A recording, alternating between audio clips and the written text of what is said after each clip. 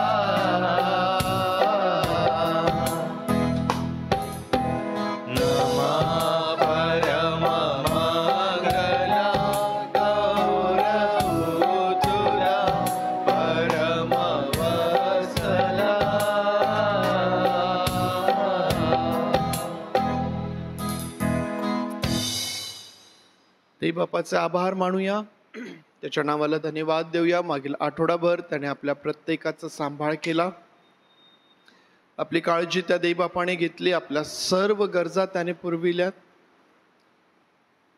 आज भक्ती करण्याकरिता ही सुंदर संधी त्याने आपल्याला दिलेली आहे. होय प्रभूजी, आज एक बार पुन्हा आम्ही सर्वजण तुझे आभार मानी देवबापा, तुझी स्तुती करीत, तुझ्या नावाला गौरव देत, सन्मान देत आम्ही तुझ्या समोर येतो. देवबापा, आम्ही तुझे आभार मानतो तुझ्या सर्व दयेसाठी प्रभू, तुझ्या कृपेसाठी, तुझ्या प्रेमासाठी. मागील आठवडाभर तू आम्हा प्रत्येकासोबत आहेस, आमचा सांभाळ तू केलास प्रभू, तू आमची काळजी घेतलीस, आमच्या सर्व गरजा तू पुरविल्यात, आम्हाला उत्तम आरोग्य तू दिलं. पैत देवबापा, तुझ्या भक्ती मंदिरामध्ये येण्याकरिता, तुझी भक्ती करण्याकरिता ही सुंदर संधी तू आम्हास दिली. आम्ही तुझे मनापासून आभार मानतो आणि तुझी स्तुती करतो. पैत देवबापा, आम्ही तुझ्या समोर येत असताना आमची प्रार्थना आहे, आम्हा प्रत्येकावरती तू दया कर प्रभू, तू आमच्या अपराधांची आम्हास क्षमा कर, आम्हास शुद्ध कर प्रभू. तुला हवी तशी भक्ती करण्यासाठी देवबापा, आत्म्याने आणि खरेपणाने भक्ती करण्यासाठी तू आम्हा प्रत्येकाचं सहाय्य कर.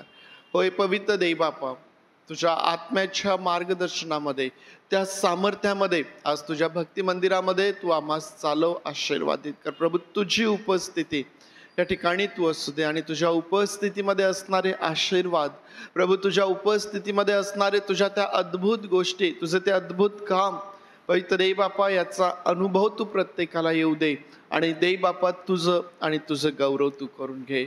पवित्र देवबापा, जे आमचे प्रियजन दुःखनाईत आहेत, बिछाण्यावर आहेत, आजारी आहेत, जे आज या भक्तीला येऊ शकत नाहीत, देवबापा अशा प्रत्येकाला आम्ही तुझ्या समोर घेऊन येतो. सहाय्य कर देवबापा, त्यांच्यावरती दया कर, तुझे हात त्यांच्यावरती ठेव, उत्तम आरोग्य तू पुरव प्रभू. देवबापा, जी तुझी लेकरं मार्गात आहेत त्यांना देखील तू सुखरूप घेऊन ये. या भक्तीच्या वेळेमध्ये पवित्र देवबापा, उत्तम प्रकारचं वातावरण तू आम्हास दे आणि आज जो सर्व वेळ या भक्ती मंदिरामध्ये प्रभू तुझ्या समक्षतेमध्ये आम्ही असणार आहोत, आशीर्वादित कर. तुझं गौरव तू त्यातून करून घे. आम्ही सर्वजण स्वतःला तुझ्या हातांमध्ये देत प्रार्थना आमचा प्रभू येशू याच्या नावात मागतो म्हणून तू ऐक. आमेन आमेन. बसूया आपण. गीत गात त्या प्रभू परमेश्वराला गौरव, सन्मान आणि सर्व प्रशंसा देऊया. जगदुद्धारक प्रभू येशूला नित्यमुखे गावे, सेवावे करी नयनी बघावे, चित्ताने द्यावे. उपासना संगीतातून 40 नंबरचं गीत.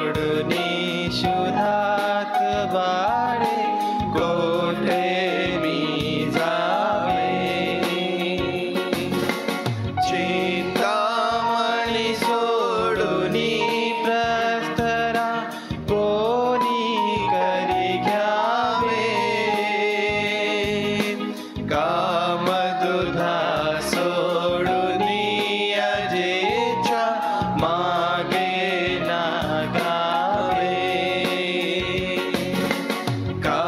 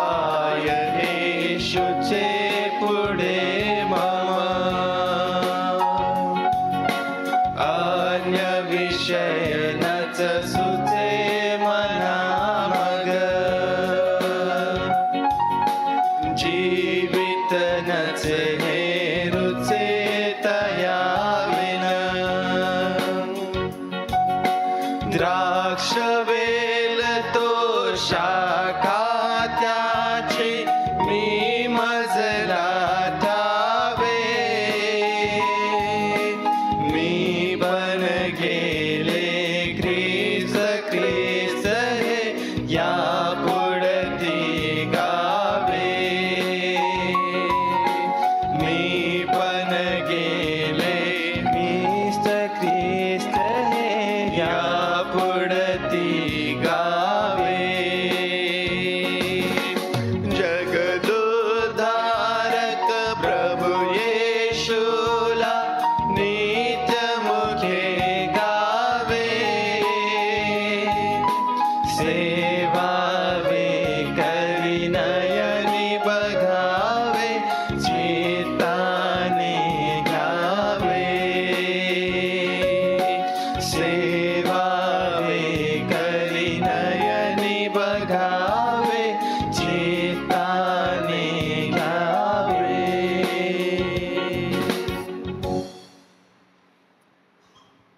भूत भव्य की वर्तमान हे ज्या प्रभूच्या हाती, ज्या प्रभूच्या हाती सर्व काही आहे.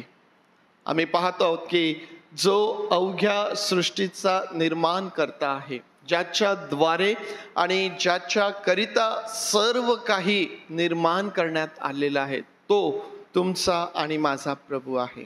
आम्ही पाहिलं मागच्या वेळेस देखील की तो आमच्यासाठी पुरेसा आहे.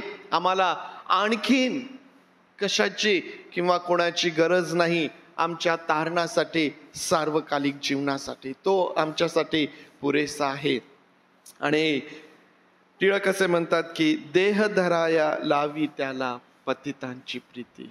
आणि त्याचं तुमच्यावरती आणि माझ्यावरती असणारं प्रेम, त्याच्या येण्यामधून, त्याच्या दुःख सहनामधून, त्या वधस्तंभावरील मरणामधून, त्या सर्व वेदनांमधून आम्हाला अनुभवायला भेटतं, आम्हाला पाहायला भेटतं. जो ख्रिस्त आमच्या पाप अपराधांसाठी, क्षमेसाठी, आमच्या पापांच्या क्षमेसाठी जो मरण पावला, जो प्रभू येशू ख्रिस्त तिसऱ्या दिवशी पुन्हा उठला, जो जिवंत असा परमेश्वर आहे, तो तुमचा आणि माझा प्रभू आहे. त्याच्या नावाला आपण धन्यवाद देत असताना, त्याच्या नावाला उंच करीत असताना, हा ख्रिस्त ज्याचं प्रेम आम्ही अनुभवलेलं आहे, हा ख्रिस्त आम्ही इतरांना देखील सांगू याचा निश्चय करीत आणखीन एक गीत आपण गाऊया. संपूर्ण जगा देखता ख्रिस्ताला धरी मी, तयाची वार्ता सांगता लज्जा न मानी मी. 126 नंबर.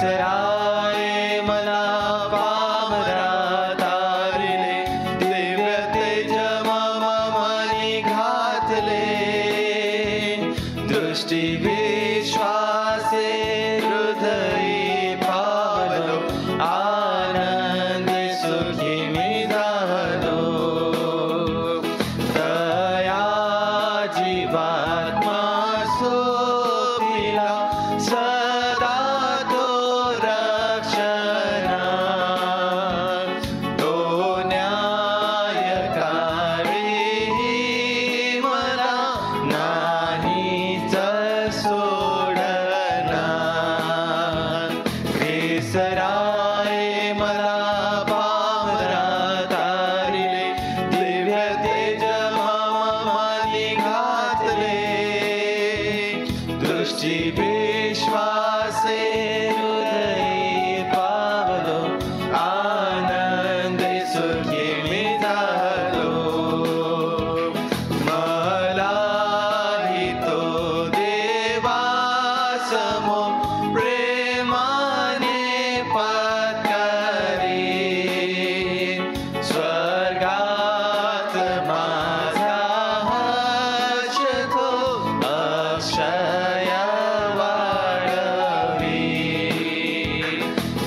विसराय मला पामरा तारिले, दिव्य तेज मम मनी गाजले, दृष्टी विश्वासे हृदयी पावलो, आनंदी सुखी मी झालो.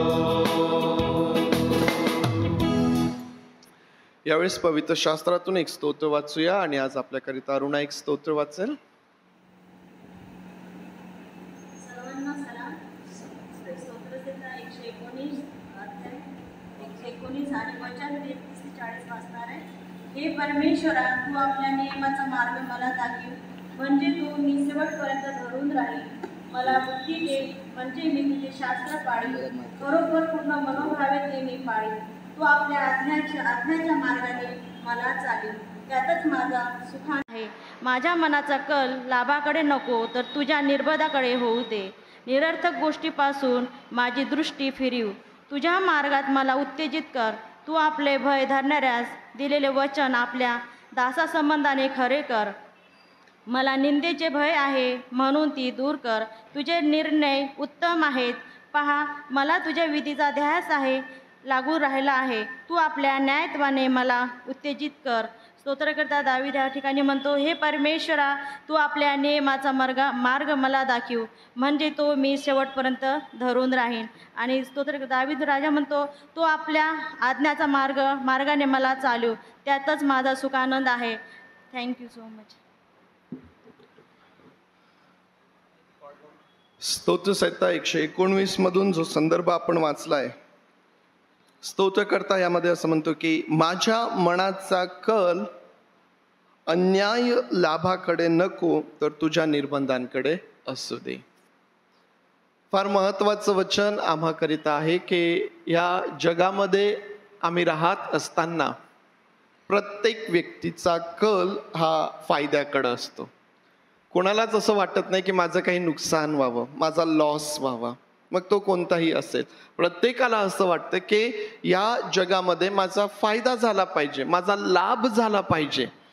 परंतु हे फार महत्वाचं आहे की जेव्हा आम्ही लाभाची अपेक्षा करणारे आहोत, ज्यावेळेस आम्ही आमच्या लाभांचा विचार करणारे आहोत, त्यानो आमचा लाभ, आमचं बेनिफिट जे आहे ते अन्याय मार्गाने, चुकीच्या मार्गाने, देवाला आवडणार नाही अशा माध्यमातून ते असू नये. स्तोत्रकर्ता तेच म्हणतो की माझा कल, माझी ओढ, माझ्या जीवनामधला ते जे आकर्षण आहे ते अन्याय लाभाकडं नसावं, तर तुझ्या निर्बंधांकडे असावं. देवाचं वचन, देवाचे नियम, परमेश्वराने लावून दिलेली रीती, ती चाकोरी जी आहे, प्रियांनो, ज्यावेळेस आम्ही त्यामधून चालतो ना, अद्भुत रीतीने परमेश्वराकडून पुरवठ्याचा अनुभव आम्ही घेतो. आमच्याकडे जे आहे त्यामध्ये परमेश्वराची बरकत, परमेश्वराच्या आशीर्वादांचा अनुभव आम्ही घेतो. आम्ही अनुभव घेतो की जे अन्याय मार्गाने खूप जमा करत आहेत, परंतु अशांत, असमाधानी, आणि जे देवाने लावून दिलेल्या चाकोरीतून चालत आहे, त्यांच्या जीवनामध्ये असणारी शांती, त्यांच्या जीवनामध्ये असणारं ते समाधान, त्यांच्या जीवनामध्ये जरी थोडकं असेल परंतु त्यावर असणारी बरकत, प्रियांनो, एक फार मोठा आनंद आणि आशीर्वाद त्यामध्ये आहे. तुम्ही आणि मी देवाचे लोक आहोत. निश्चित आमचा प्रयत्न आमच्या फायद्याचा असावा, परंतु तो फायदा आम्ही कशा प्रकारे आम्ही अपेक्षित करत आहोत किंवा मिळवित आहोत हे देखील आमच्यासाठी तितकंच महत्वाचं आहे. परमेश्वर देवबाप आपणा सर्वांना आशीर्वादित करूया. त्यावेळेस परमेश्वर देवबापाचा आभार मानूया, त्याच्या नावाला धन्यवाद देऊया, त्याची स्तुती करूया. आज कपल कॉयरच्या सोबत परमेश्वराच्या स्तुती आराधनेमध्ये आपण जाऊया. त्यावेळेस कपल कॉयर पुढे येईल आणि त्यांच्याबरोबर परमेश्वर देवबापाला आपण उंचावूया, सर्व गौरव आपण देऊया. सर्वांना सलाम. स्तोत्रकर्ता दावीद म्हणतो, अहो पृथ्वीवरील सर्व लोक हो, परमेश्वराचा जय जयकार करा, तुझ्या नावाचा महिमा गा, त्याची गौरवयुक्त स्तुती करा. आणि आपण आता तारणाची सेना हे गीत म्हणूया. तारणाची सेना होऊ द्या सिद्धती, ख्रिस्त सेनापती आहे तुम्हा. होऊन या शूर जैसा तो शिपाई, लढे आपुल्या ठाई राज्यासाठी.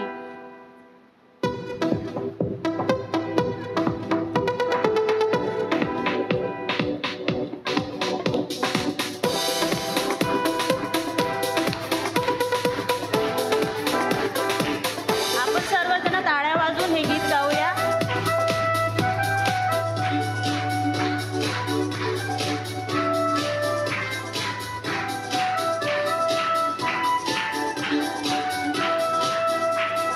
तारणाची सेना उद्या सिद्धती, ख्रिस्त सेनापती आहे तुम्हा. तारणाची सेना दुनिया शूर जैसा तो सिपाही, लढे आपुल्या ठाई राज्यासाठी. दुनिया शूर जैसा तो शिपाई, लढे आपुल्या ठाई राज्यासाठी. राज्यासाठी राज्यासाठी. तारणाची सेना उद्या सिद्धती, ख्रिस्त सेनापती आहे तुम्हा. तारणाची सेना किचड होती जरी वारंवार, ख्रिस्त हा तयार निवाराया. किचड होती जरी वारंवार, ख्रिस्त हा तयार निवाराया. निवाराया निवाराया. तारणाची सेना उद्या सिद्धती, ख्रिस्त सेनापती आहे तुम्हा. तारणाची सेना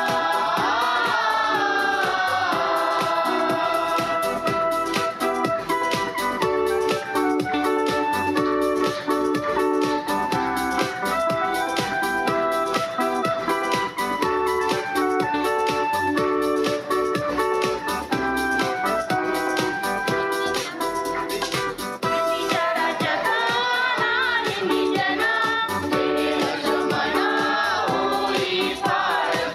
विचाराच्या कानाने निजना, तेने लक्ष्मणा होई पार.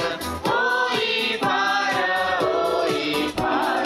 तारणाची सेना उद्या सिद्धती, ख्रिस्त सेनापती आहे तुम्हा.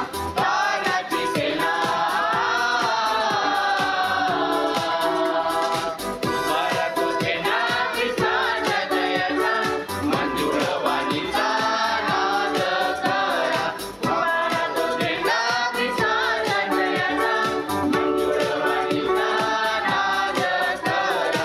नाद करा नाद करा.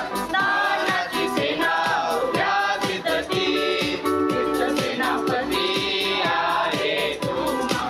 तारणाची सेना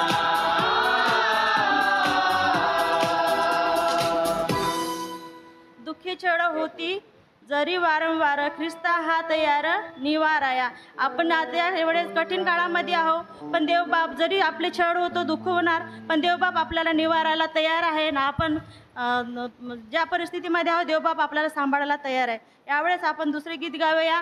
जय देने वाले प्रभू येशू को कोटी कोटी धन्यवाद.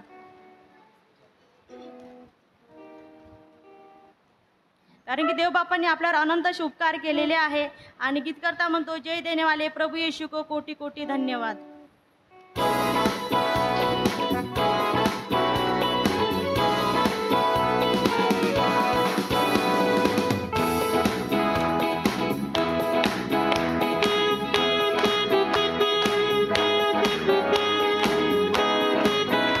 आपण सर्व मिळून हे गीत गाऊया.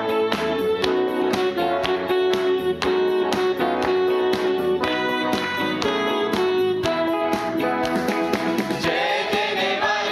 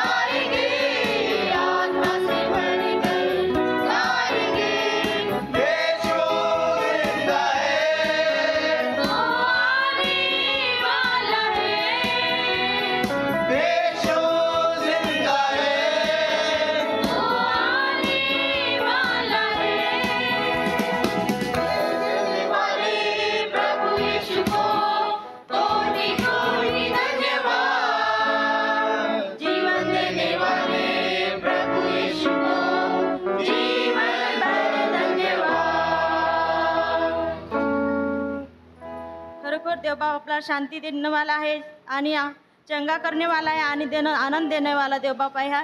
आणि येशू खरंच देवबाप आपला जिवंत देवबाप आहे आणि एक दिवस तो आपल्याला घ्यायला जरूर येणार आहे. तसंच आपण देवाचा महिमा वर्णवा हे गीत गाऊया. उपासना संगीत 432 नंबर हे गीत आहे. देवाचा महिमा वर्णावा, गौरव त्याचा करावा, धन्यवाद देवाला द्यावा. कारण की आपण जीवन जगण्यासाठी ज्या गोष्टीची आम्हाला आवश्यकता आहे ते आपण शारीरिक असो की आध्यात्मिक असो, परमेश्वराला आपली प्रत्येक गरज माहिती आहे. आणि आपल्याला देवबाप रोज प्रतिदिवशी पापाची क्षमा करीतो, रोज पहाटे उठवितो, चालवितो आणि आत्म्याची उत्तम भाकर आपल्याला तो पुरवितो.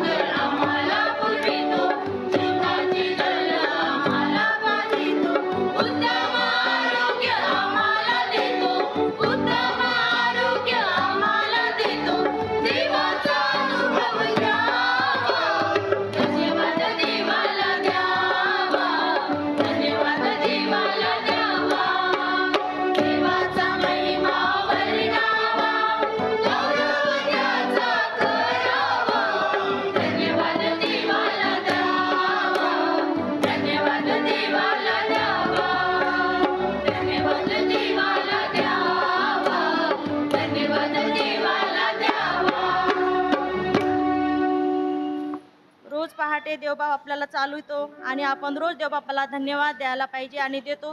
तसंच आपण दुसरे गीत गाऊया. मैं आंखें अपनी पर्वती की ओर उठाऊगा. स्तोत्रकर्ता दावीद म्हणतो स्तोत्रसंहिता 121 मध्ये, मी आपली दृष्टी पर्वताकडे लावितो, मला सहाय्य कुठून मिळेल. आकाशाचा पृथ्वीचा निर्माण करता जो परमेश्वर आहे त्याच्यापासून मला सहाय्य मिळते.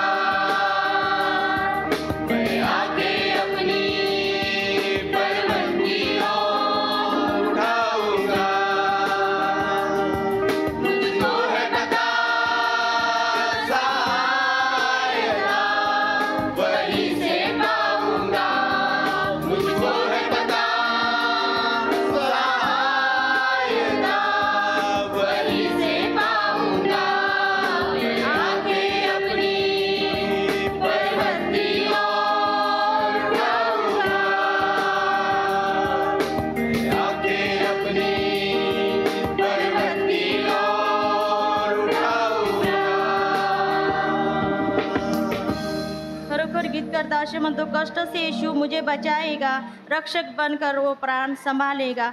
आणि देवबाप आपण किती मोठं संकट आलं तर देवबाप आपल्याला त्याची देवदूत पाठवून आपल्याला सांभाळतो. आणि पुढचं गीत आपण गात असताना जगणे हे ख्रिस्त उपासना संगीत 432 नंबर हे गीत गाऊया. आपण सर्वजण उभं राहूया.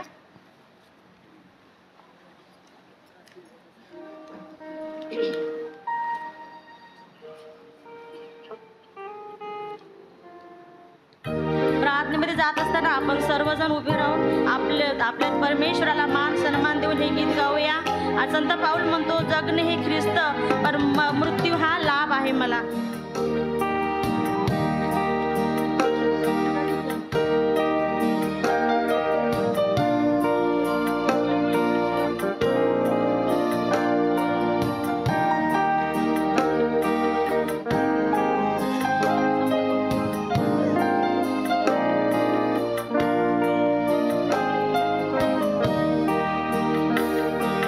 जगणे ख्रिस्त हे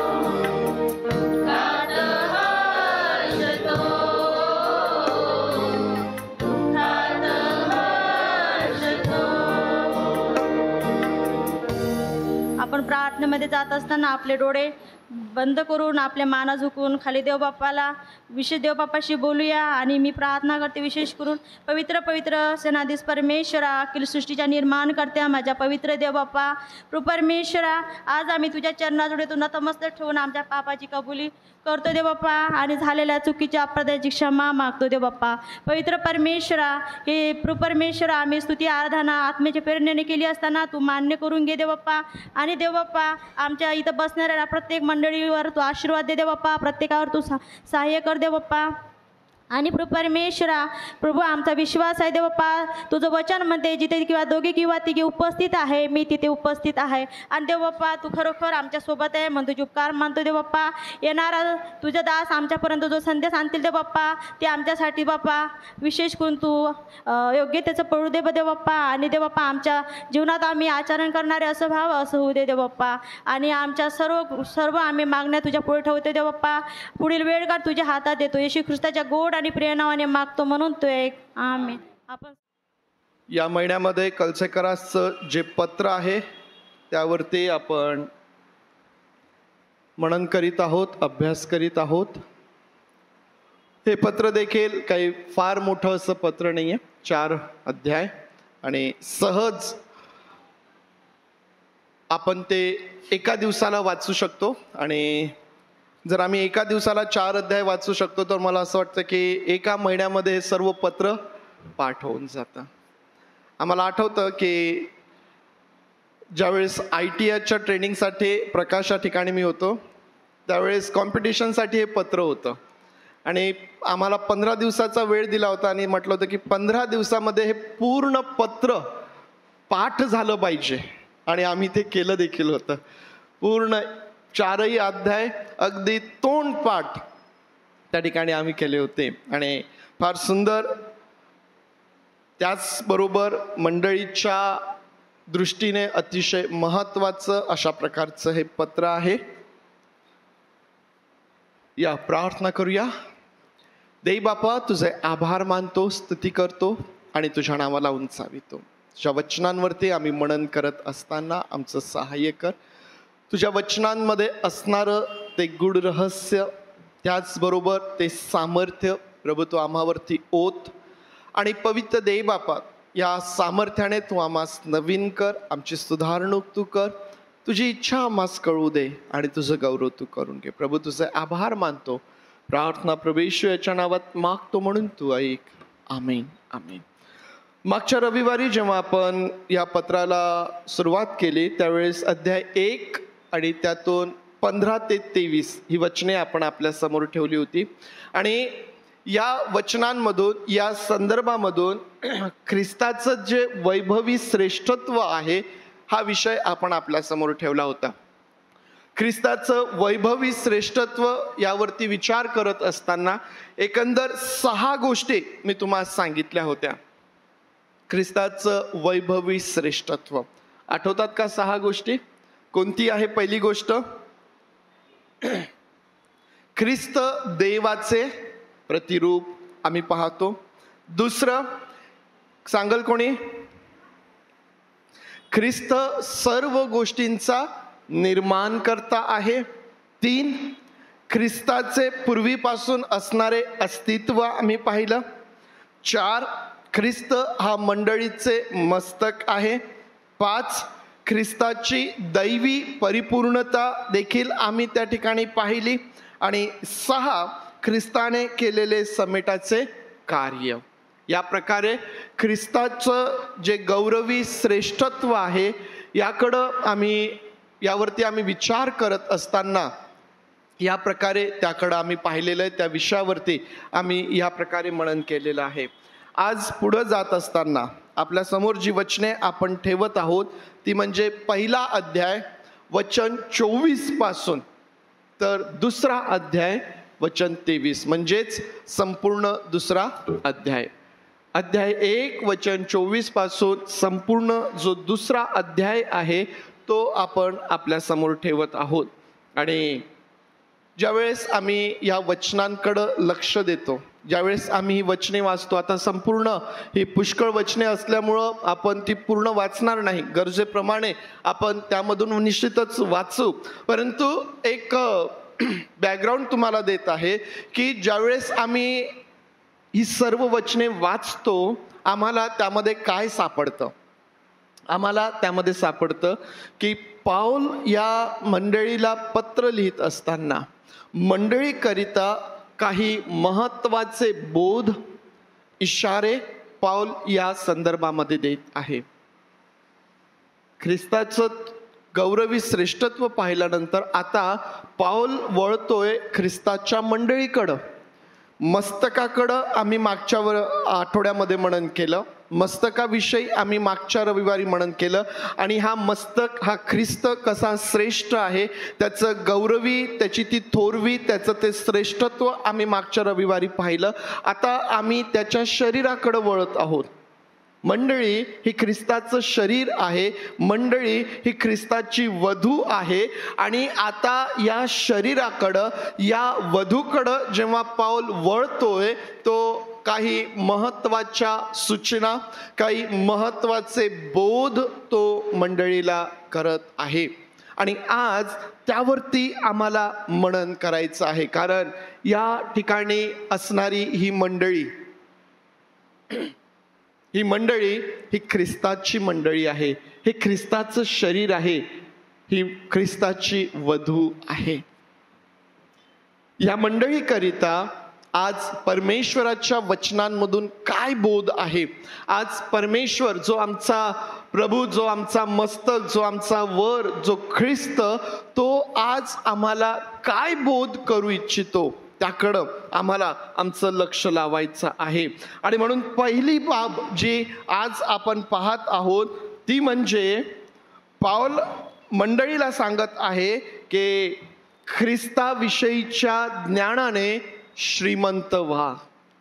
ख्रिस्ताविषयीच्या ज्ञानाने श्रीमंत व्हा.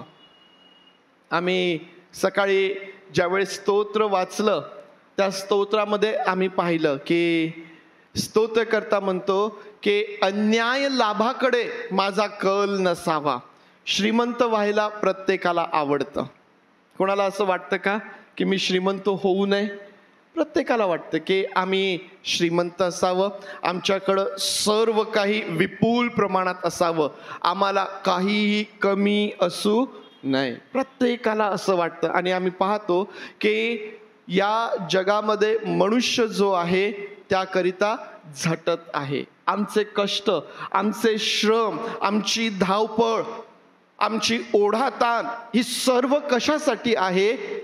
याकरिता की या जगामध्ये आमच्याकडं सर्व काही विपुल प्रमाणात असावं, आम्हाला काहीही कमी पडू नये.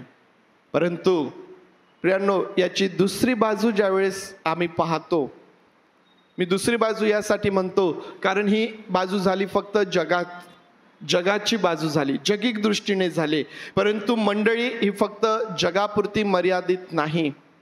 जग या गोष्टींच्या मागं असेल त्यामध्ये काही हरकत नाही, परंतु जेव्हा मंडळी या जगातून बाहेर बोलावलेली आहे, ज्यावेळेस आम्ही असं म्हणतो की मंडळीला वेगळं करण्यात आलेलं आहे, आणि आता जेव्हा आम्हाला हे माहीत आहे की ही मंडळी ख्रिस्ताची वाट पाहत आहे,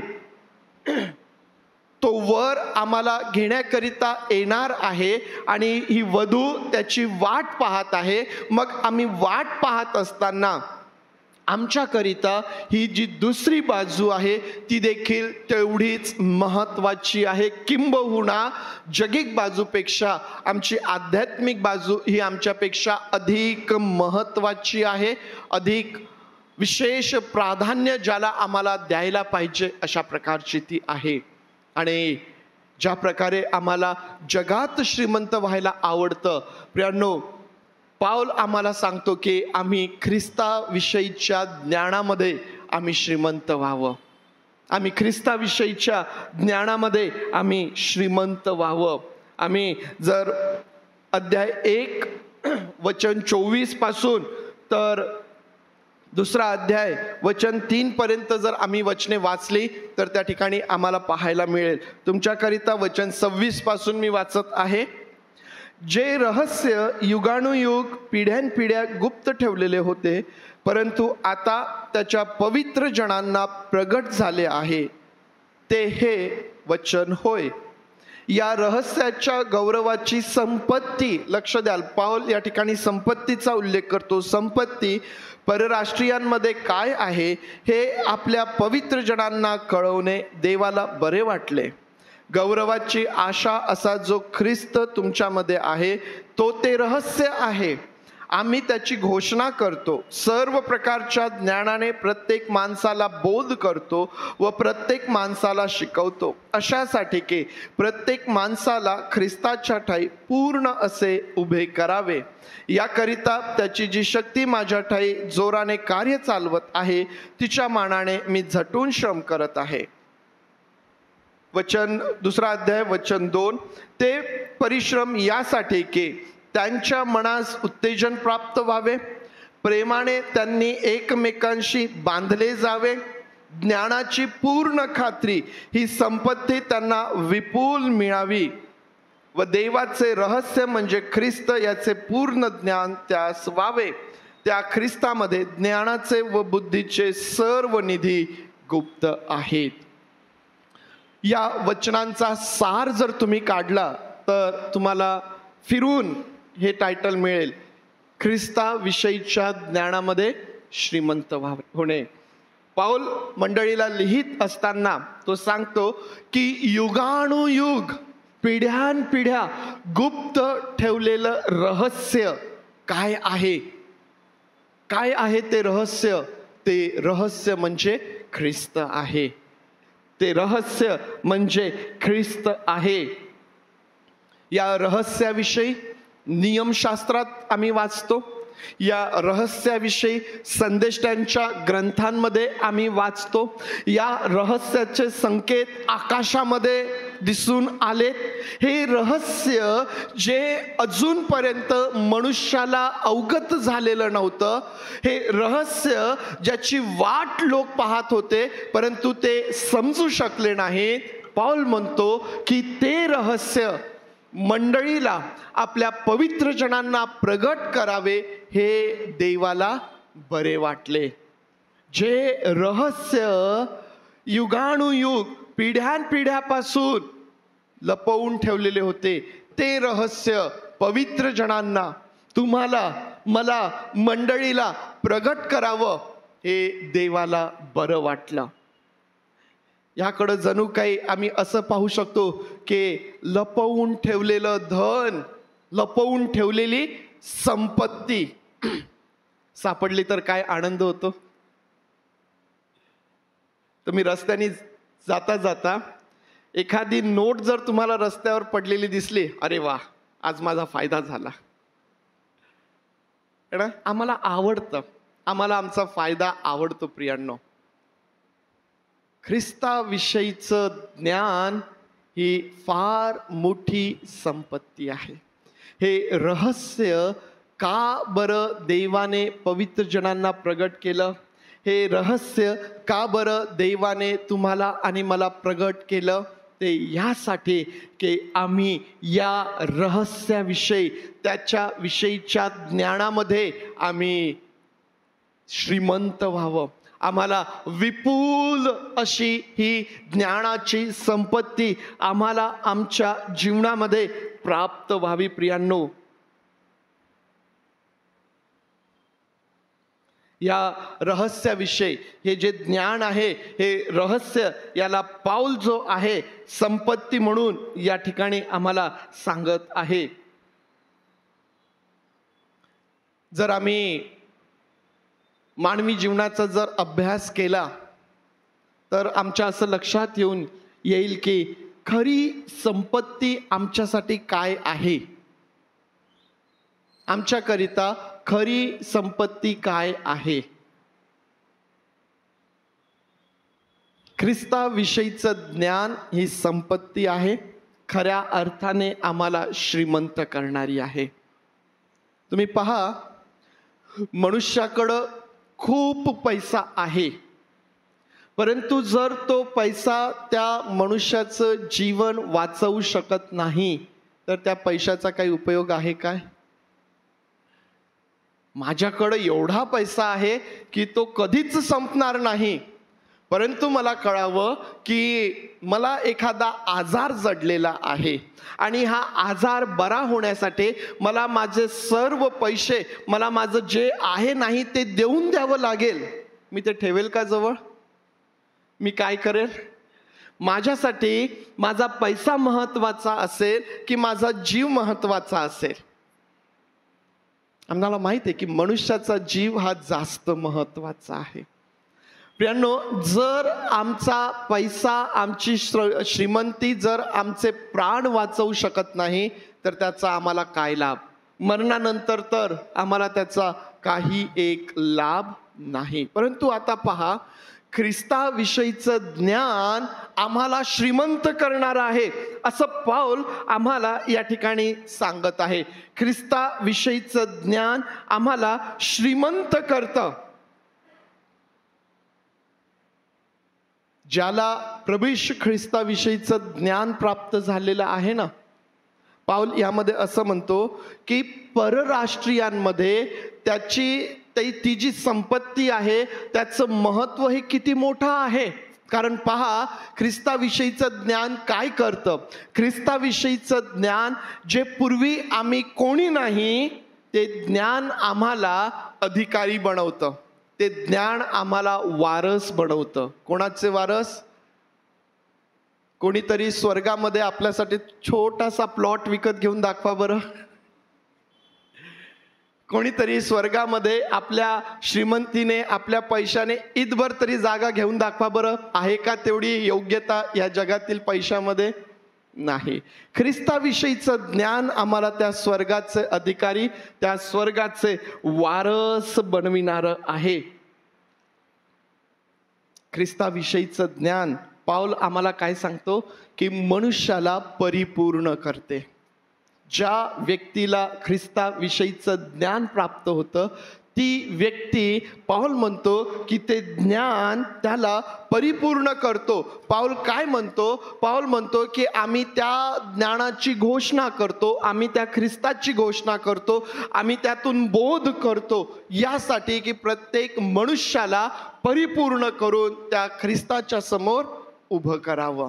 ख्रिस्ताविषयीचं ज्ञान आम्हाला परिपूर्ण करणारं आहे. प्रियांनो, ख्रिस्ताविषयीचं ज्ञान आम्हाला जीवन देणारं आहे. आमच्यासाठी महत्वाचं काय आहे? जीवन आहे. जीवन कोणाचकडं आहे? जीवनाचा मार्ग कोण आहे? प्रभू येशू ख्रिस्त आहे. दुसरं आणखीन कोणी नाही. आणि म्हणून पाऊल या ठिकाणी म्हणतो की ख्रिस्ताविषयीचं ज्ञान ही जी संपत्ती आहे ती तुम्हाला विपुल प्रमाणात मिळो, ती तुम्हाला विपुल प्रमाणात मिळो. आम्ही ख्रिस्ताविषयीच्या ज्ञानामध्ये आम्ही श्रीमंत होत जावं, कारण ख्रिस्ताविषयीचं ज्ञान आम्हाला जीवन प्राप्त करून देणारं आहे. ते केवळ या जगातच नव्हे तर आम्हाला स्वर्गातही श्रीमंत करणारं अशा प्रकारचं ते ज्ञान आहे. प्रियांनो, आता आम्ही ठरवावं आम्हाला कोणत्या श्रीमंतीने, कोणत्या संपत्तीने आम्हाला श्रीमंत व्हायला पाहिजे. जगातली संपत्ती देवबापाची स्तुती असो, परंतु त्यापेक्षा ख्रिस्ताविषयीचं ज्ञान, ही संपत्ती आमच्याकडं विपुल प्रमाणात असावी, विपुल प्रमाणात असावी. त्यामध्ये तुम्ही आणि मी श्रीमंत होत जावं. प्रियांनो, हे ज्ञान कोणाकडं आहे? हे ज्ञान कोणाकडं आहे? या ज्ञानाला पहिले तर पाऊल त्याला रहस्य म्हणतो, मग या रहस्याविषयीचं ज्ञान याला तो संपत्ती म्हणतो. आणि मग आता हे ज्ञान कोणाकडं आहे? तर आम्हाला परमेश्वराचं वचन सांगतं की त्या ख्रिस्तामध्ये ज्ञानाचे व बुद्धीचे सर्व निधी गुप्त आहेत. श्रीमंत बनायचं आहे काय? समर्पित व्हा. ज्या प्रकारे एखादी व्यक्ती, एखादा व्यवसाय करणारी व्यक्ती आपल्या व्यवसायाच्या पाठीमागं लागलेली असते, डेडिकेटेड असते, समर्पित असते, जे काही करता येईल त्यासाठी ती करते, कारण ती तो व्यवसाय करत आहे. वेगवेगळे प्लॅन, वेगवेगळ्या स्ट्रॅटजीज, वेगवेगळ्या प्रकारे ती व्यक्ती त्याच्या मागं लागलेली असते. आम्हाला ख्रिस्ताविषयीचं ज्ञान हवं आहे का? ती संपत्ती हवी आहे का? तर प्रियांनो, ख्रिस्ताला आपलं समर्पण करा. त्याच्याकरिता ज्यावेळेस आम्ही समर्पित होतो, ख्रिस्तासारखे होण्याकरिता जेव्हा आम्ही समर्पित होतो, ख्रिस्तासारखे होण्याकरिता ज्यावेळेस आम्ही समर्पित होतो ना प्रियांनो, हे ज्ञान तुम्हाला आणि मला दिल्या जातं. ज्या ख्रिस्तामध्ये ज्ञानाचे आणि बुद्धीचे सर्व निधी, ती संपत्ती गुप्त आहे, ती तुमच्यावरती आणि माझ्यावरती ओतल्या जाते. आम्ही त्या ज्ञानाने आम्ही श्रीमंत होत जातो प्रियांनो. आणि ज्यावेळेस आम्ही त्या ज्ञानाने श्रीमंत होत जातो ना, काय होतं माहिती आहे? आम्ही प्रीतीमध्ये वाढत जातो. आम्ही प्रीतीमध्ये आम्ही वाढत जातो. पाऊल असं म्हणतो की आम्ही हे परिश्रम का घेत आहोत, आम्ही हे कष्ट का घेत आहोत, आम्ही का ते रहस्य सांगतो, आम्ही का ख्रिस्त सांगतो. पाऊल या मंडळीला म्हणतो की तुम्ही मला पाहिलेलं नाहीये, तुम्ही माझा चेहरा पाहिलेला नाहीये, आपण कधीही भेटलेलो नाही, परंतु तरीही मी तुमच्यासाठी श्रम घेत आहे, मी तुमच्यासाठी कष्ट करत आहे. हे परिश्रम कशासाठी आहे? तर पाऊल म्हणतो 2:2 मध्ये की तुम्हाला उत्तेजन मिळावं, तुम्ही प्रीतीने एकमेकांसोबत बांधले जावे आणि ज्ञानाची संपत्ती तुम्हाला विपुल प्रमाणात मिळावी. ज्यावेळेस हे ज्ञानाविषयीची ही संपत्ती आम्हाला प्राप्त होते ना, काय होतं माहितीये? आम्ही प्रीतीने एकमेकांसोबत बांधल्या जातो. ते व्हायला पाहिजे, ते फार महत्वाचं आहे. आज उलट होतं. आज माहितीये काय होत आहे? आज परिस्थिती अशी झालेली आहे, ज्याला आध्यात्मिक दानं प्राप्त होतात तो स्वतःला इतरांपेक्षा श्रेष्ठ समजायला लागतो. ज्याला हे ज्ञान प्राप्त होतं ना, तो इतरांना तुच्छ लेखू लागतो. नाही, खरं ज्ञान काय करतं प्रियांनो? ख्रिस्ताविषयीचं खरं ज्ञान आम्हाला प्रीतीमध्ये वाढवतं. ही एकमेकांबरोबरची प्रीती आहे. मी का तुम्हाला सांगत आहे की पाऊल मंडळीला हा बोध करत आहे.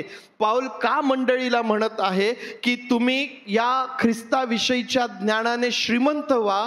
का पाऊल आम्हाला हे सांगत आहे? कारण जेव्हा आम्ही या ज्ञानामध्ये श्रीमंत होत जातो ना, आम्ही आपसामध्ये एकमेकांबरोबर प्रीतीने बांधल्या जातो. आम्ही प्रीतीने एकमेकांबरोबर बांधल्या जातो आणि ते प्रियांनो, ते मंडळीमध्ये सतत होत असायला पाहिजे. आम्ही ख्रिस्ताची वाट पाहत आहोत. हा वर आम्हाला घेण्याकरिता परत येणार आहे.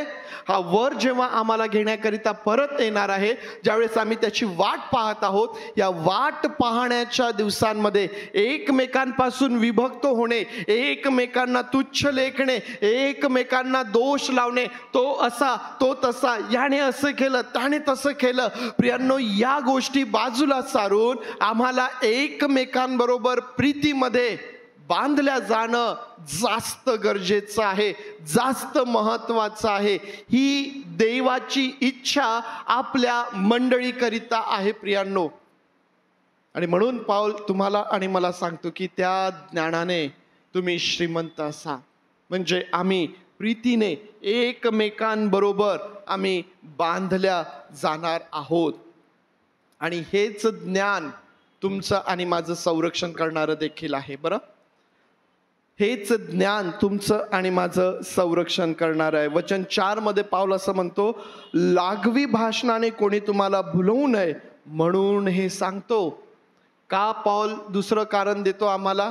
का पाऊल हे सांगत आहे? का पाऊल आम्हाला म्हणतो की त्या ज्ञानाने तुम्ही श्रीमंत व्हा? यासाठी की कोणीही तुम्हाला लागवी भाषणाने भुलवून नेऊ नये, कोणी तुम्हाला फसवू नये, कोणी तुम्हाला भुलवून चुकीच्या दिशेने तुम्हाला घेऊन जाऊ नये, म्हणून पाऊल आम्हाला या गोष्टी सांगतो. प्रियांनो, ख्रिस्ताविषयीचं ज्ञान जसं आम्हाला प्रीतीमध्ये वाढवतं, त्याच वेळेला ते ज्ञान आमचं संरक्षण करणारं देखील आहे. आणि आम्हाला माहिती आहे की पाऊल या मंडळीला पत्र लिहित असताना या मंडळीमध्ये निर्माण झालेली जी स्थिती आहे, जे खोटे शिक्षक त्या ठिकाणी उभे राहिलेत, जे चुकीचं शिक्षण देणारे त्या ठिकाणी उभे राहिलेत, जे लोकांची फसवणूक करणारे उभे राहिलेले आहेत, जे मंडळीला भुलविणारे लोक उभे राहिलेले आहेत, या लोकांपासून मंडळीने सावध राहावं म्हणून पाऊल हे पत्र लिहित आहे. आणि म्हणून पाऊल म्हणतो की तुम्ही या ज्ञानाने श्रीमंत व्हा. जर तुम्ही ख्रिस्ताविषयीच्या ज्ञानामध्ये श्रीमंत असलात तर कोणालाही तुमची फसवणूक करता येणार नाही. आणि म्हणून पाऊल दुसरी गोष्ट आम्हाला त्यामध्ये असं सांगतो की जसं त्याला तुम्ही स्वीकारलेलं आहे तसंच त्याच्यामध्ये चालत राहा. वचन 5 आणि 4 पासून वाचूया. लागवी भाषणाने कोणी तुम्हाला भुलवू नये म्हणून हे सांगतो, कारण जरी मी देहाने दूर आहे तरी आत्म्याने तुमच्या जवळ आहे आणि तुमचा व्यवस्थितपणा व ख्रिस्तावरील तुमच्या विश्वासाचा स्थिरपणा पाहत असून आनंद करत आहे. तर ख्रिस्त येशू जो प्रभू, याला जसे तुम्ही स्वीकारले तसे त्याच्यामध्ये चालत राहा. त्याच्यामध्ये मुळावलेले, रचले जात असलेले, तुम्हाला शिकवल्याप्रमाणे विश्वासात दृढ होत असलेले आणि निरंतर उपकार स्तुती करणारे व्हा. वाट पाहत आहोत, ख्रिस्ताची वाट पाहत आहोत. ही वधू आपल्या वराची वाट पाहत आहे काय? पहिली गोष्ट, प्रीतीने एकमेकांसोबत बांधले जा या वाट पाहण्याच्या काळामध्ये. दुसरी गोष्ट पाऊल आम्हाला सांगतो की जसं तुम्ही त्याला स्वीकारलं तसं त्याच्यामध्ये चालत राहा, चालत राहा, चालत राहा, चालत राहा. कोठपर्यंत? जोपर्यंत हा ख्रिस्त आम्हाला घेण्याकरिता परत येत नाही. थांबणे नाही. आम्ही ख्रिस्ताला ओळखलं, आम्ही ख्रिस्ताचा स्वीकार केला, आमचा बाप्तिस्मा झाला, आम्ही मंडळीचे सभासद झालो. आता काय? पुढं काय आहे? जसा त्याचा स्वीकार केला तसं त्याच्यामध्ये चालत राहा. कंटिन्युअस प्रगतिशील कृती आम्हाला या ठिकाणी पाहायला भेटते की आम्हाला त्याच्यामध्ये चालत राहायचंय, चालत राहायचंय. तुम्ही थांबलात की समजा तुमच्यावरती हल्ला झालाच ना. आपण रस्त्याने जात असताना आता आपल्याला माहिती आहे की ट्रॅफिकचे रूल शक्यतो कोणी सहसा फॉलो करत नाही, परंतु तुम्ही एकदा रस्त्याने लागलात ना, तुम्ही एकदा समृद्धी मार्ग पकडला तर तुम्हाला पाहिजे तिथं कुठेही तुम्हाला थांबता येत नाही. स्पॉट केलेले आहेत, जागा केलेली आहे, तुम्हाला तिथंच थांबावं लागेल. जर तुम्ही तिथंच थांबाल तर तुम्ही सुरक्षित आहात. जर तुम्ही कुठेही थांबत चाललात तर धोका तुमच्यासाठी आहे. आमच्या आध्यात्मिक जीवनामध्ये आम्हाला चालत राहायचंय, आम्हाला चालत राहायचंय.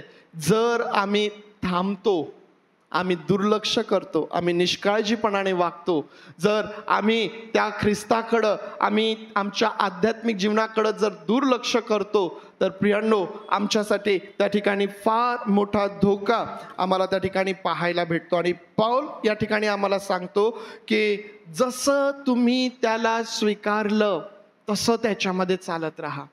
आता काय होतं माहिती आहे का, की आम्ही ज्यावेळेस सुरुवात करतो ना, आम्ही चर्चमध्ये थोडंसं जुनं झालो, आम्ही ख्रिस्तामध्ये थोडे जुने झालो की मग आम्ही बाकीच्या ज्या गोष्टी आहेत ना त्याही हाताळण्याचा प्रयत्न करतो.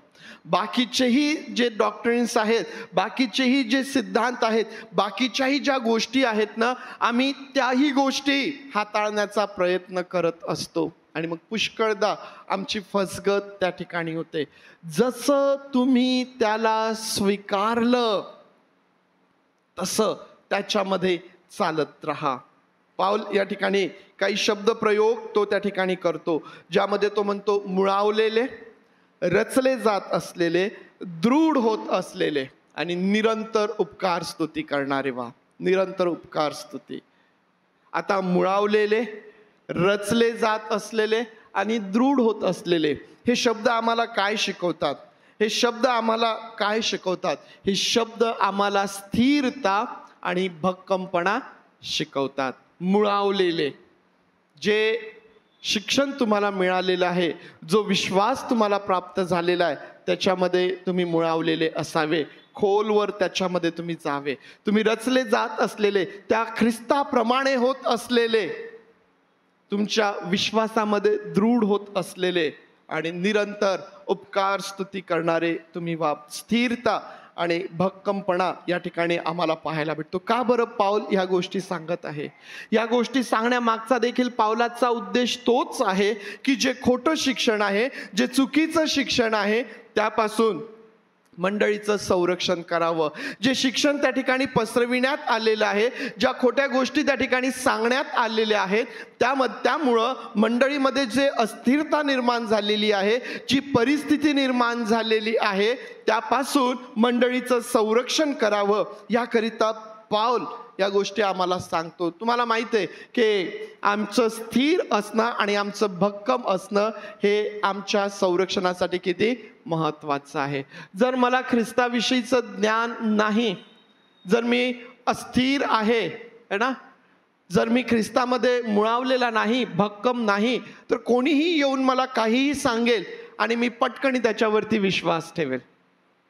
जसं मी तुम्हाला मागच्या वेळेस सांगितलं, आपल्या चर्चच्या तरुणाला ज्यावेळेस त्या पालकांनी म्हटलं की ख्रिस्त येणारच नाहीये, तो येऊन गेला, आता सर्वजण जे भूतलावरती आहे हे असेच मरणार आणि जग संपून जाणार.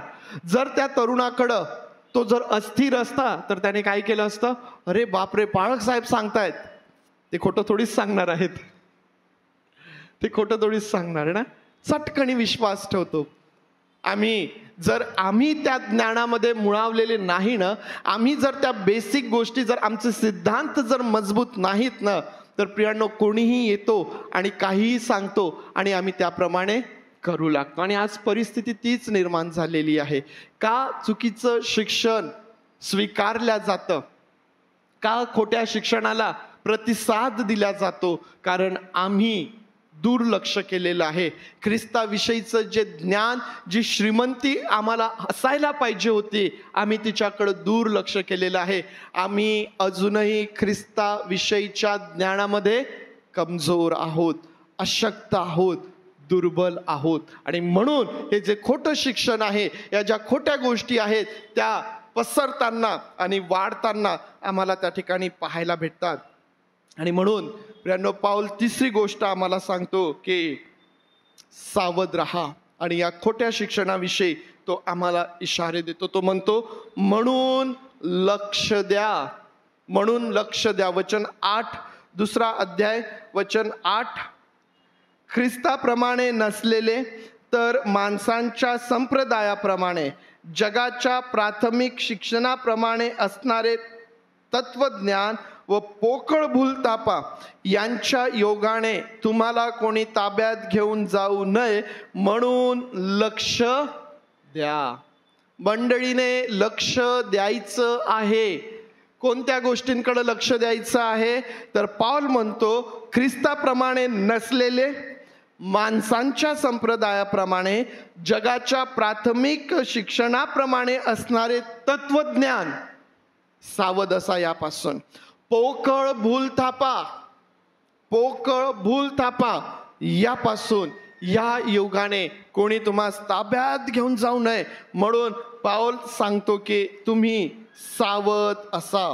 ख्रिस्ताप्रमाणे नसलेले, माणसांच्या संप्रदाय, जगाच्या प्राथमिक शिक्षणाप्रमाणे असणारं तत्वज्ञान आणि पोकळ भूलथापा. या पोकळ भूलथापा कशा असतात माहिती आहे का? या पोकळ भूलथापा ज्या आहेत ना, या पोकळ भूलथापा आमच्या इमोशन्सवरती प्रहार करणाऱ्या असतात. आमच्या भावनिकतेचा त्या ठिकाणी गैरफायदा घेतला जातो. आमचे इमोशन्स जे आहेत ना, ते त्या ठिकाणी त्याचा उपयोग केला जातो. खोट्या गोष्टी, पोकळ भूलथापा, मोठमोठ्या गोष्टी सांगायच्या. आणि आज तुम्ही यूट्यूब ओपन करा, तुम्हाला अनेक पोकळ भूलथापा तुम्हाला त्या ठिकाणी दिसतील. मोठमोठे संदेश तुम्हाला त्या ठिकाणी दिसतील, परंतु पोकळ आहेत, पोकळ आहेत. ख्रिस्ताप्रमाणे नाही. प्रियांनो, ख्रिस्ताने आम्हाला जगापासून वेगळं केलेलं आहे. त्या पोकळ भूलथापा आम्हाला परत जगात नेतात आणि जगासारखं बनण्याकरिता सांगतात, जगामध्ये श्रीमंत होण्याकरिता सांगतात.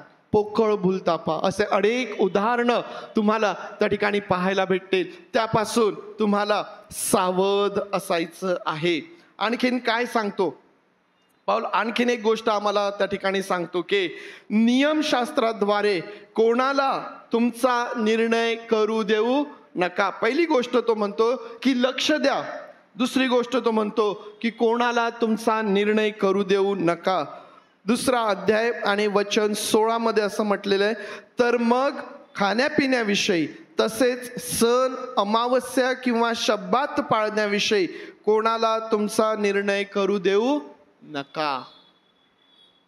आध्यात्मिक मॅच्युरिटी जी आहे ना, स्पिरिच्युअल मॅच्युरिटी जी आहे ना, ती आम्हाला या ठिकाणी पाहायला भेटते. 16वं वचन, कोणाला तुमचा निर्णय करू देऊ नका.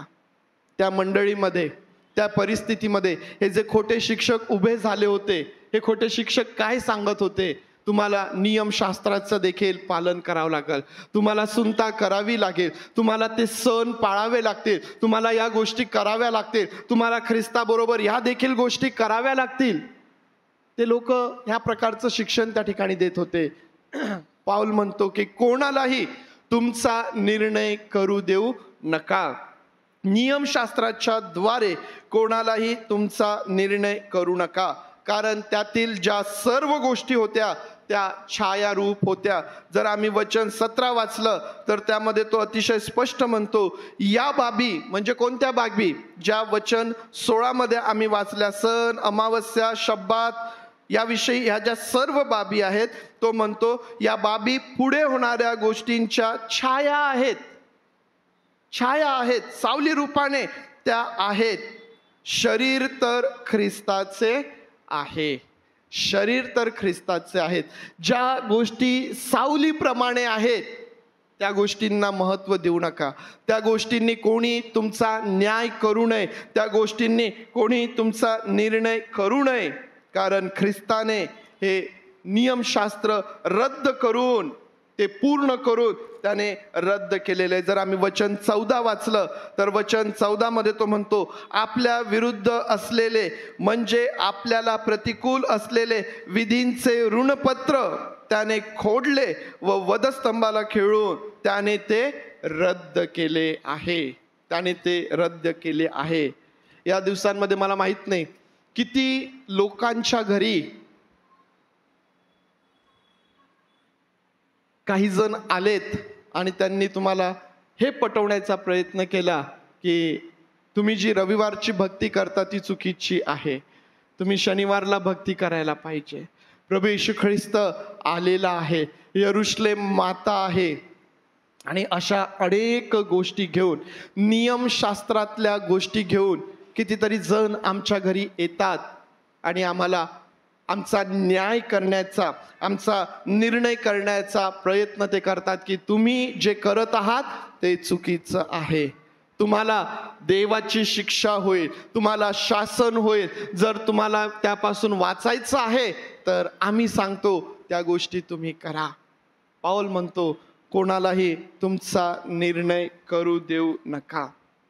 हा ख्रिस्त आम्हाला पुरेसा आहे. हा ख्रिस्त जो सर्वस्वाचा प्रभू आणि धनी आहे, त्याच्यामध्ये तुम्ही आणि मी पूर्ण केलेले आहोत. तुम्ही आणि मी त्याच्यामध्ये पूर्ण केले जात आहोत. तो आमच्यासाठी पुरेसा आहे. आणि म्हणून जर कोणी तुमच्या घरी येतं, मी तर हे म्हणेल की काही आवश्यकता नाही त्यांचा स्वागत करण्याची, त्यांना एंटरटेन करण्याची काही आवश्यकता नाहीये. पाऊल म्हणतो की कोणालाही तुमचा निर्णय करू देऊ नका. आणि तिसरी आणि शेवटची गोष्ट पाहून आपण थांबूया. पाऊल म्हणतो की तुमच्या बक्षिसास तुम्हाला मुकवू देऊ नका. वचन 18 मध्ये पाऊल आम्हाला सांगतो की लीन म्हणवून घेण्याच्या इच्छेने देवदूतांची उपासना करणाऱ्या, स्वतःला दिसलेल्या गोष्टींवर अवलंबून राहणाऱ्या व दैहिक बुद्धीने उगीचच गर्वाने फुगणाऱ्या कोणा माणसाला तुम्हाला फसवून तुमच्या बक्षिसास मुकवू देऊ नका. सावध असा. जे बक्षीस, जे प्रतिफळ तुमच्यासाठी आणि माझ्यासाठी स्वर्गामध्ये आहे, त्यापासून कोणी तुम्हाला आणि मला दूर करू नये. म्हणून पाऊल म्हणतो की तुम्ही त्या ठिकाणी सावध असा. खोटी धार्मिकता, गर्वाने फुगणे, दैहिक आणि बुद्धीचा गर्व, अशी जी व्यक्ती आहे ती मस्तकाला धरून राहत नाही. अशी जी व्यक्ती आहे ती मस्तकाला धरून राहत नाही. जर तुम्ही पुढची वचने वाचली तर असं म्हटलेलं आहे की मस्तक ज्याच्याद्वारे संपूर्ण सांधे आणि शरीर हे जुडलेलं असतं आणि पोषण होतं. ईश्वरी वृद्धी त्या ठिकाणी आम्हाला मस्तकाच्या द्वारे पाहायला मिळते. आणि हे जे लोक असतात, हे जे गर्वाने फुगलेले लोक आहेत, असं म्हटलेलं आहे की लीन म्हणवून घेण्याच्या दृष्टीने देवदूतांची उपासना करणारे, आम्ही इतके नम्र आहोत, आम्ही इतके धार्मिक आहोत, जगासमोर प्रदर्शित करणारे गर्वाने फुगलेले असे लोक मस्तकाला धरून नसतात. आणि जर असे लोक आमच्या जीवनाला प्रभावित करू लागले तर त्याचा परिणाम, जे प्रतिफळ आमच्यासाठी आहे, ते प्रतिफळ मुकणे, ते गमावणे. पाऊल म्हणतो की कोणालाही असं करू देऊ नका.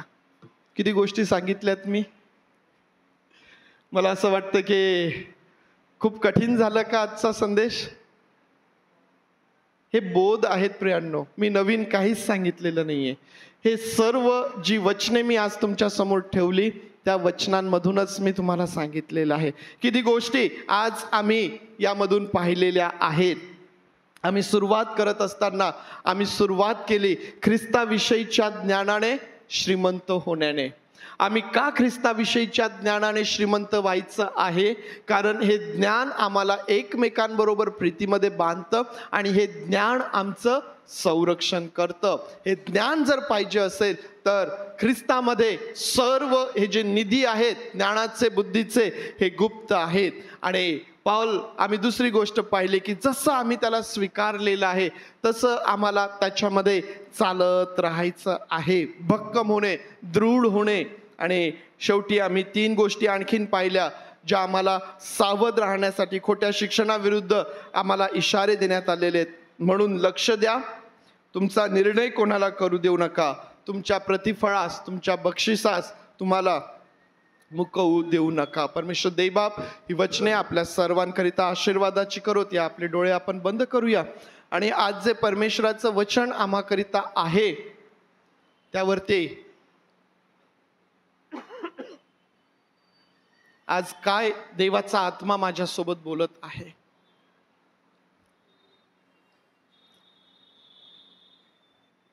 आज देवाचा आत्मा आम्हाला उत्तेजन देतो की आम्ही ख्रिस्ताविषयीच्या ज्ञानाने श्रीमंत असावं.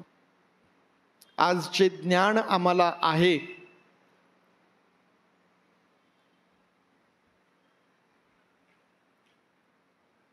त्याकडं आमचं लक्ष असावं. आज मी ख्रिस्तामध्ये किती स्थिर आहे, किंवा कोणीही मला काही सांगितल्यानंतर मी अस्थिर होतो का, मी संशयात पडतो का, माझ्या मनामध्ये प्रश्न निर्माण होतात का? जर असं आहे तर आम्ही अजूनही ख्रिस्ताविषयीच्या ज्ञानामध्ये अशक्त आहोत. मी जे करत आहे, मी ज्या प्रकारे ख्रिस्तामध्ये चालत आहे त्याविषयी मनामध्ये संशय निर्माण होणे, प्रश्न निर्माण होणे, आम्ही अजूनही ख्रिस्ताविषयीच्या ज्ञानामध्ये अशक्त आहोत. ज्या वेगवेगळ्या नवीन गोष्टी आमच्या कानावरती येतात, ज्या केवळ आणि केवळ भूलथापा आहेत, त्या मला प्रभावित करत आहेत काय? मी अजूनही ख्रिस्ताविषयीच्या ज्ञानामध्ये अशक्त आहे. मला गरज आहे, मी जसं त्याला स्वीकारलं तसं त्याच्यामध्ये चालावं, मुळावल्या जाणे, रचले जात असलेले आणि निरंतर उपकार स्तुती करणारे, विश्वासामध्ये दृढ असणारे मला बनायचं आहे. मला माझं समर्पण त्या ख्रिस्ताला करायचं आहे. मला त्याच्यासारखं बनायचं आहे. मला ख्रिस्तासारखं बनायचं आहे. आणि त्यासाठी मी माझं समर्पण करायला पाहिजे. त्यासाठी मी माझं समर्पण करायला पाहिजे. होय प्रभूचे आमचं सहाय्य कर. पवित्र देव बापा आमचं सहाय्य कर. पवित्र देव बापा आम्ही पुष्कळदा आमच्या दैनंदिन जीवनामध्ये, आमच्या संसाराच्या गोष्टी, या जगातल्या गोष्टी देव बापा, या सर्वांमध्ये आम्ही इतकं व्यस्त होऊन जातो की प्रभू आम्ही पुष्कळदा दुर्लक्ष करतो. आमचं सहाय्य कर, आमची क्षमा कर. तो आज आम्हास आठवण करून देतो की म्हणून लक्ष द्या, कोणालाही तुमचा निर्णय करू देऊ नका. आमचं सहाय्य कर प्रभू त्याकरिता. आज देव बापा मंडळी या नात्याने ज्यावेळेस आम्ही तुझी वाट पाहत आहोत, या वाट पाहण्याच्या काळामध्ये आम्ही एकमेकांबरोबर प्रीतीमध्ये बांधल्या जावं असं काम तुझ्या आत्म्याद्वारे तू आमच्यामध्ये कर. प्रभू आम्ही मान्य करतो की आम्ही चुकतो, आम्ही उणे आहोत, आम्ही एकमेकांना दोष देतो. प्रभू आम्ही एकमेकांचे उणे शोधतो. पवित्र देव बापा आम्ही एकमेकांना तुच्छ लेखतो. प्रभू आमची क्षमा तू कर, आमची क्षमा तू कर. आम्ही एकमेकांचा स्वीकार करणे आणि प्रीतीने एकमेकांबरोबर बांधल्या जाणे, पवित्र देव बापा हे काम तू आमच्यामध्ये कर, हे काम तू आमच्यामध्ये कर. प्रभू आम्ही सर्वस्वी स्वतःला तुझ्या हातांमध्ये देत प्रार्थना आमचा प्रभू याच्या नावात मागतो म्हणून तू ऐक. आमेन. आमेन. आपल्या जागेवरती उभं राहूया. प्रभूने शिकवलेली प्रार्थना करूया.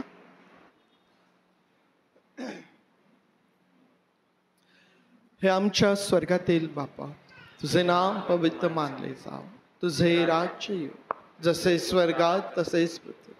तुझ्या इच्छेप्रमाणे आमचे रोजची भाकर आज आम्हास दे.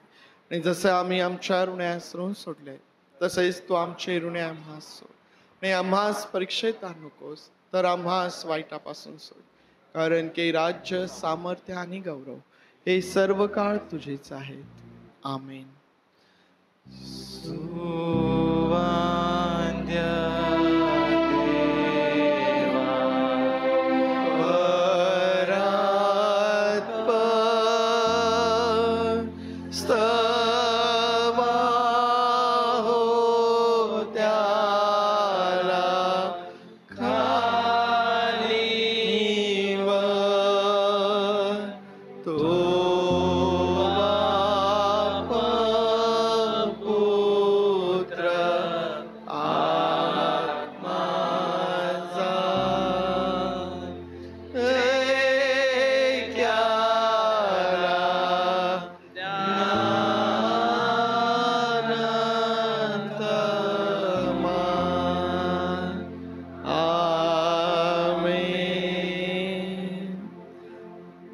आता प्रभू येशू ख्रिस्ताची कृपा, देव बापाची प्रीती आणि पवित्र आत्म्याची सुसंगती तुम्हा बरोबर प्रभू येशू ख्रिस्त येईपर्यंत सदोदित असो. आमेन.